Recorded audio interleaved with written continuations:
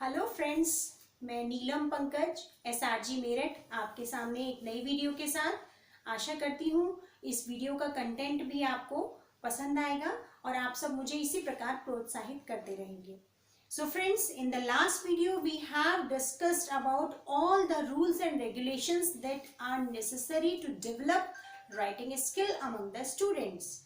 As we have just seen that I have discussed about syllable, intonation, accent, and I have just discussed also about the shape like crescent, slanting, straight, and the vertical line, horizontal line, and dots.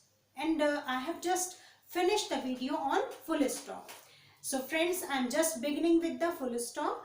कि full stop के बारे में हम बात कर रहे थे कि जब बच्चों को धीरे धीरे वर्ण से और हम शब्द तक लेकर आएंगे, शब्द से वाक्यांश तक लाएंगे, वाक्यांश से फिर वाक्य तक लेकर आएंगे, तो हम यहाँ उन्हें ये भी बताएंगे कि जब एक साधारण वाक्य होता है तो हम उस पर विराम लगाते हैं. If there is any affirmative or simple sentence, we have to just use full stop at the closing of the sentence, at the finishing of the sentence. So we can say that not only the full stop is required, there are lot of symbols that are used in a sentence when it ends.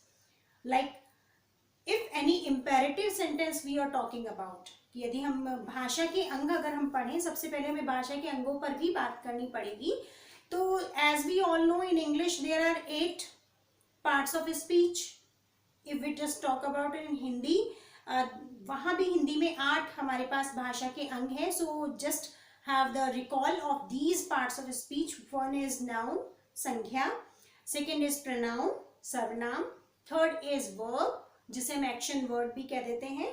और this is called क्रिया and adverb, क्रिया विशेषण, adjective विशेषण, preposition, conjunction and interjection, अर्थात संबंध बोधक, समुच्चय बोधक और विस्मय बोधक. तो इस प्रकार से हम भाषा के अंगों के बारे में जब बात करते चलते हैं तो बच्चों को हमें ये बताना होता है कि अगर this mode of sentence is here, you have to use this type of strategy और skill. Suppose I am just talking about कि हमें पहले बच्चे को ये बताना होगा कि ये सिंपल सेंटेंस है. क्यों? क्योंकि यहाँ पर कोई भी नकारात्मक यानी नेगेटिव वर्ड नहीं है, नॉट नहीं आ रहा है, नो नहीं आ रहा है. तो बच्चों को ये जो कंसेप्ट है क्लियर हो जाएगा कि अगर सेंटेंस में नॉट नहीं आता तो वो सिंपल सेंटेंस होता है. सेकेंड थिंग, हमें बच्चों को ये भी रिमाइंड कराना होगा कि यहाँ पर कोई क्वेश्चन वर्ड भी नहीं आ रहा है. मीन्स कि what, how, which, when, where, etcetera etcetera. तो इस तरीके से हम कह सकते हैं कि जो प्रश्नवाचक शब्द भी नहीं आ रहे हैं, तो ये प्रश्नवाचक शब्द नहीं अगर आ रहे हैं तो भी हम फुल स्टॉप लगाएंगे. साथ ही हम ये भी क्लियर करेंगे कि अगर नॉट वाला सेंटेंस है तो आप उसमें फुल स्टॉप लगा सकते हैं या विराम लगा सकते हैं.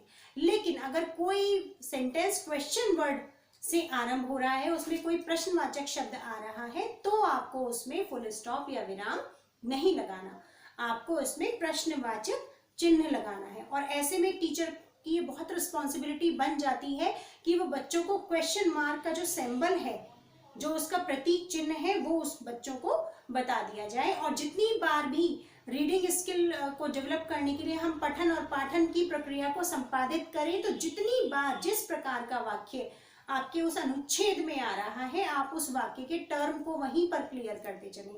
लाइक कि अगर कोई साधारण वाक्य है तो आप उसको कहेंगे देखिए यहाँ पर साधारण वाक्य है इसलिए यहाँ पर विराम लगा है, यहाँ पर देखिए प्रश्नवाचक चिन्ह आ रहा है इसलिए यहाँ पर क्वेश्चन मार्क लगा है.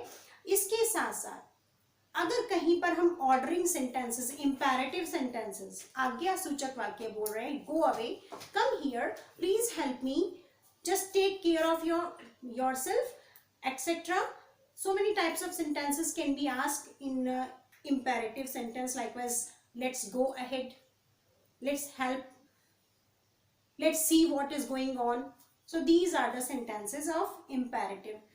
तो हम बच्चों को ये बताएंगे कि आज्ञा सूचक वाक्य कौन से होते हैं, कि कहीं जहां पर हमें कुछ आज्ञा दी जाती है या बहुत पोलाइट मोड में रिक्वेस्ट की जाती है या किसी चीज को मना किया जाता है. So this is a very also very wide topic. हम यहाँ पर उसकी पूरी डीप में नहीं जाएंगे, पूरा डिटेल में नहीं जाएंगे.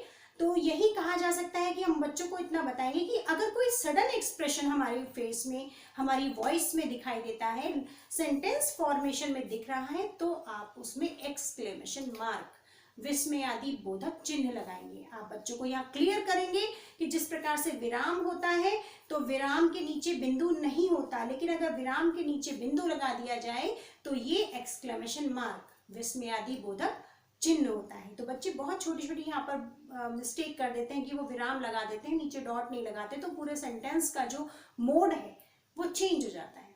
तो एक्सक्लेमेशन मार्क के लिए we can just give the examples to the students like what a pleasant weather today it is, how happy I am, oof, I just got a headache, gee, I don't like it, alas, I am ruined, bravo, you have done well. So these are the sentences, these are the examples of exclamatory sentence. We just include exclamatory sentence is in interjection, the very last parts of a speech. तो यहाँ हमें बच्चों को बताना होगा कि जो exclamatory sentences हैं वो exclamation यानी सरप्राइजिंग या बहुत ही एक्सट्रीम हैप्पीनेस को शो करते हैं या सैडनेस को शो करते हैं. This can be varied about the mood off the speaker, कि वो किस मूड में क्या कह रहा है, ये उसके मूड पर डिपेंड करता है. So we have to just keep remember these things to convey to the students when we are just going to them focused on reading skill as well as writing skill. तो यहाँ ये बात कर रहे थे कि पार्ट्स ऑफ स्पीच के बारे में हमें बच्चों को बताना चाहिए, लेकिन सिर्फ पार्ट्स ऑफ स्पीच बताना ही काफी नहीं है. राइटिंग स्किल को परफेक्ट करने के लिए हमें बच्चों को राइटिंग की डिफरेंट जो विधाएं हैं उनके बारे में भी बताना होगा. Suppose most of the time we see that very first chapter of our language books is poem. Why? Because the aim of poem is to create the melody among the student toward the poem, toward the real gist of the poem. कि हमें melody create करनी है, हमें beautification सिखाना है बच्चों को, हमें उनकी इमोशनल जो वर्च्यूज हैं उनको एनहेंस करना है, जो मोरल उनको देना है. तो पोएम का अपना एक पूरा वाइड एरिया है. तो हमने देखा कि कविता विधा होगी राइटिंग स्किल की. कविता के भी बहुत सारे एस्पेक्ट होते हैं कि आप कैसे, कि गद्य या फिर आप पद्य में लिखना चाह रहे हैं. कि आजकल आप देख रहे हैं पोएम्स की पहले सिर्फ राइमिंग स्कीम के थ्रू ही पोएम लिखी जाती थी या पढ़ी जाती थी, लेकिन हम बहुत सारे फॉर्म देखते हैं कि चाहे दोहा, चौपाई, छंद, सौरठा और Octave, sestet, sonnet, odd, Simli, मतलब बहुत सारी चीजें हैं. अगर हम देखें तो कविताएं बहुत विधाओं के माध्यम से लिखी जाती है. फिर उसके बाद अगर हम देखें तो चैप्टर्स पर अगर हम आए तो चैप्टर की भी अलग अलग कैटेगरी होती है. कोई चैप्टर डिस्क्रिप्टिव है कि किसी में वर्णन किया जा रहा है, कोई चैप्टर संस्मरण को लेकर आ रहा है, यानी हम अपने अनुभव, अपने किसी पुरानी घटना को उसमें संस्मरण के रूप में प्रदर्शित कर रहे हैं. तो कहीं पर कोई एक जर्नल के थ्रू आ जाता है कि हम अपने एक टॉपिक पर हमने पूरा थीसिस किया, हमने उसके बारे में सारे फैक्ट्स इकट्ठे किए, पूरी नॉलेज हमने की और उसके बाद हमने उसको अपने वर्ड्स में उसको सामने ले आए. या हम कह सकते हैं कि कहानी के तौर पर या नाटक के तौर पर. तो ये सब क्या है? ये सब विधाएं हैं. और किस विधा में हमें कौन कौन से संकेतों का ध्यान रखना होगा. जब डायलॉग कोई स्पीकर बोल रहा है तो उसके आगे सेमीकोलन क्यों लगाया जाएगा, या कहीं पर हम अगर देखा जाए तो स्पेस क्यों देते हैं, दो वर्ड्स के बीच में कितना स्पेस दिया जाएगा. तो छोटे छोटे बिंदु हैं जिन पर हमें बहुत ध्यान रखना पड़ेगा अगर हमें किसी बच्चे की राइटिंग को बहुत इम्प्रूव करना है. तो राइटिंग और राइटिंग स्किल ये दोनों अलग अलग चीजें. राइटिंग का मतलब है कि जो आपके सामने लिखा गया है उसको एज इट इज, ज्यों का त्यों आप और ब्यूटीफाई करके कैसे लिख सकते हैं.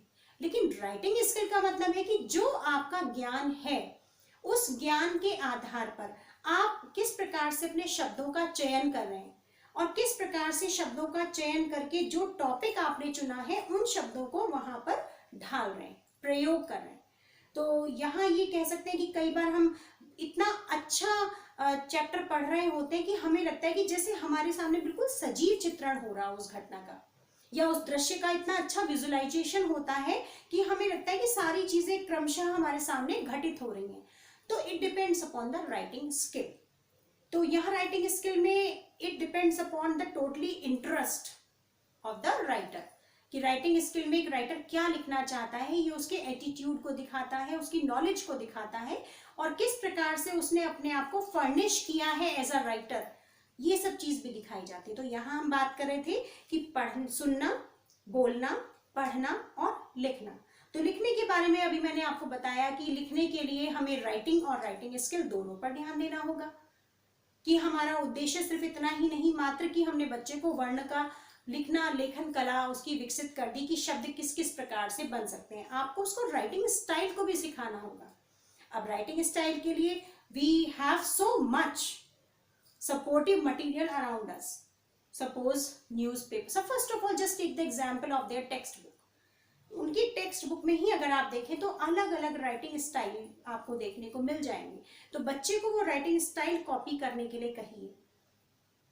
Slow and steady wins the race, कि धीरे धीरे आप प्रैक्टिस कराते जाएंगे तो वो अंततः आप भी अपने टारगेट को पालेंगे और बच्चे भी अपने एम की तरफ चले जाएंगे।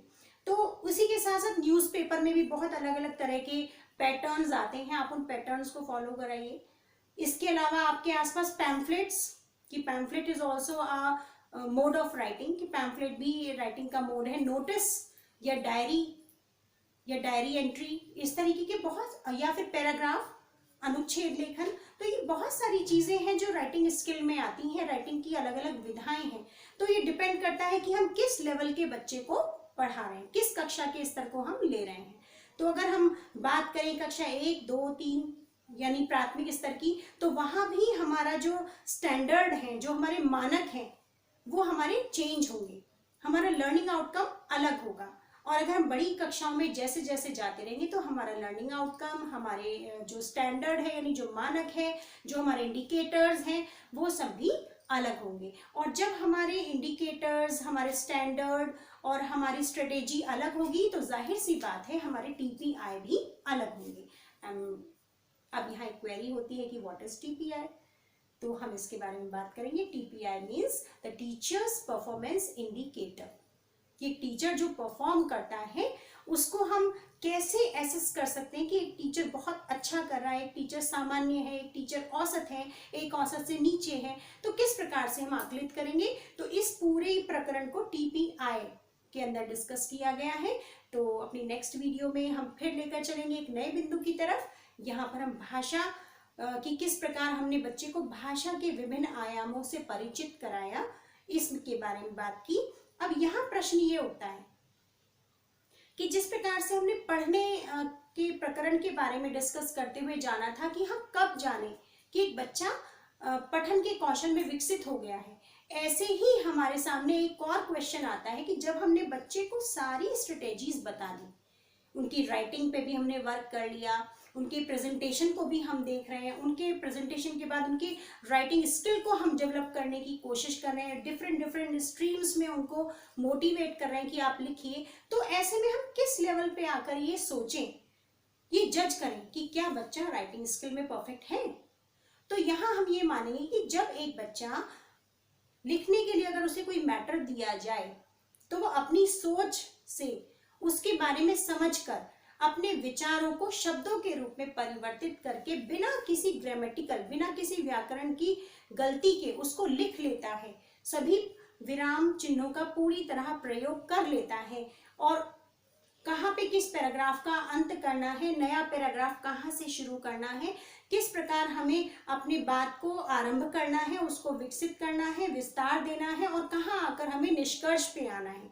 जब बच्चा इन सारे ही चरणों को सीख जाता है तब हम कह सकते हैं कि हाँ, एक बच्चा अपने लेखन कौशल में दक्ष हो गया है। सो फ्रेंड्स, आज की वीडियो में इतना ही।